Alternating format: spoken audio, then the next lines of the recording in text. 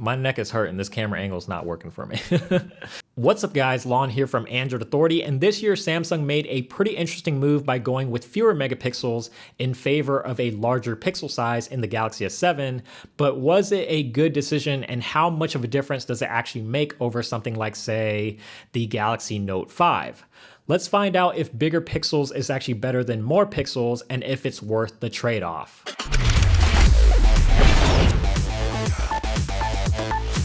The whole idea behind the reduction in megapixels is to create for larger pixels for a better low light performance, and we saw Google do something very similar with last year's Nexus phones. But we're going to take a look at a variety of different lighting situations between these two phones just to see exactly what other differences there might be. Now I want to preface this by saying that both phones were shot at their maximum resolutions, so 16 megapixels on the Note 5 and 12 megapixels on the S7, and they're both shot in complete auto mode with the HDR mode turned on just to keep things as level as possible. All right, so the first photo that we're going to take a look at here is just a simple outdoor shot with the camera facing upwards at a building towards the sky. This is the Galaxy Note 5 here on the left, and this is the S7 Edge over here on the right. And as far as the actual colors, the level of detail, and just looking at these photos as a whole, they both look like really great shots.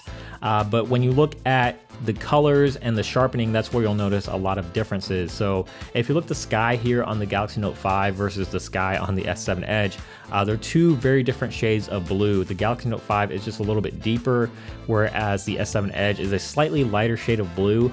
It's not a huge deal, but it is a difference that you notice. And I sort of prefer the lighter shade of blue on the S7 Edge. I think it looks a little bit better, but that's just personal preference.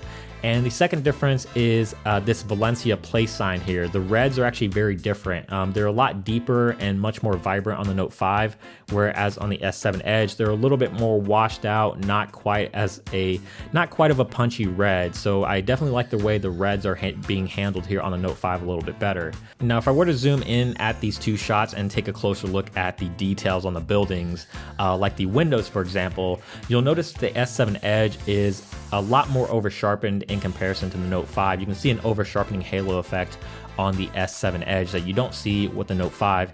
And I'm not entirely sure why Samsung chose to be a lot more aggressive with the over sharpening. I don't know if that's their way of sort of compensating for the fewer megapixels. And in some situations, I like the over sharpening, and we'll talk about what some of those situations are when we take a look at some more photos. But sort of in wider shots or landscape shots where there's a lot of stuff going on, the over sharpening actually hurts the photos more than it helps. The second photo that we're going to take a look at is a close-up shot of a flower, and unlike the building photo that we just took a look at, I actually don't notice too much of a difference between these two photos in terms of their color representation and the depth of field. They look nearly identical. So you can see the yellows and the greens here don't really look all that different between these two shots, and they're both, again, really great looking photos. Now, if you zoom in on the flower here, you'll notice that the S7 Edge is slightly more over sharpened compared to the Note 5, but in close-up shots or macro shots where there's a very specific point of focus, I actually think the over sharpening is a lot more beneficial in these types of photos. So here's another example of a close-up or macro shot, and again, these two photos look very, very similar, but the major difference here is, again, in the sky. You can see that they're two completely different shades of blue, and the Galaxy Note 5's image is actually ever so slightly overexposed. The shadows are a lot lighter, and you can see that the highlights are a little bit more blown out in the background here. You can't see quite as much detail as you can on the S7 Edge. Here is another close-up shot, but this one is of a sandwich, and it's indoors, and right away you can already see the over sharpening in effect on the S7 Edge. If you take a look at the sandwich, the entire sandwich is actually in focus, whereas on the Galaxy Note 5, the focus is more towards the center, and it sort of bokehs out as you move along the edges of the photo. And if you zoom in on something like the tomato here, for example, which has some water droplets on it, you can see a little bit more of the water and the detail in tomato on the S7 Edge than you can on the Note 5. And this is another one of those situations where it's a very clear point of focus, a very clear subject, and I think the over sharpening actually is more of a good thing than it is bad. What people really want to know is how much better is the S7 in low light because of those larger pixels.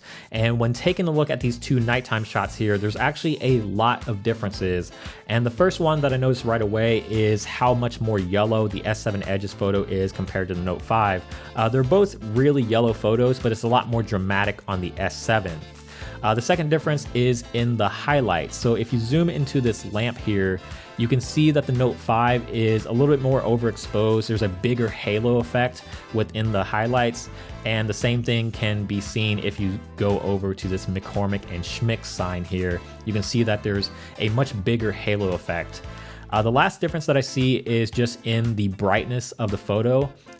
This one is probably not too surprising, but the S7 Edge is a much brighter photo overall. You can see the buildings up top a lot easier than you can on the Note 5. And this is probably due to the larger pixels and also because you're dealing with a much brighter lens on the S7 Edge with an f1.7 aperture.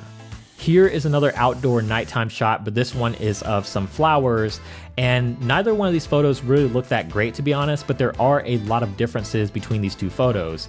So with the Galaxy Note 5, you actually have a much more colorful shot, but it's also very, very yellow, and you don't really get a whole lot of detail. Whereas on the S7 Edge, there's a lot more detail. The photo looks a lot sharper overall, but the colors are extremely, extremely washed out. But you'll notice that it's a much brighter image, which allows you to get a lot more detail. You can see a lot more in the concrete on the ground here, and you can see the left side of the flowers a lot more, whereas on the Note 5, the whole entire left side of that image is pretty much completely blacked out. The last photo that we're going to take a look at here is an indoor shot of an Android figurine on my desk. And the only thing illuminating this photo is the Philips Hue lights in the background. So there's no office lights on, there's no studio lights on, and there's no lights coming through the windows because this was actually taken at nighttime.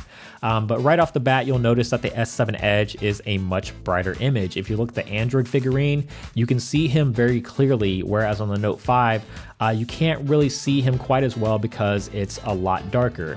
The same thing can be said about the background. So if you take a look at the toy car on the left there, you can see the toy car pretty easily on the S7 Edge, whereas on the Note 5, you can really only see about half of that car. So you have a much brighter image on the S7 Edge, a much more well-detailed image, and this is where having those larger pixels and that wider aperture, that f1.7 aperture, really makes a difference in low light. So did Samsung make the right decision here by going with fewer megapixels in favor of larger pixels? And personally, I think they did. I think it was worth the trade-off. The camera still takes fantastic looking images in pretty much all lighting conditions. And the nighttime shots are a lot brighter, there's a lot more detail, and it handles exposure and the highlights a lot better. They still aren't amazing, but they're definitely an improvement over the Galaxy Note 5 or the S6 from last year. But that's really going to do it for this video, guys. Hopefully you enjoyed it and found it helpful. If you did, please give it a thumbs up down below. We definitely appreciate it. And also subscribe to the channel, which is also down below if you haven't already.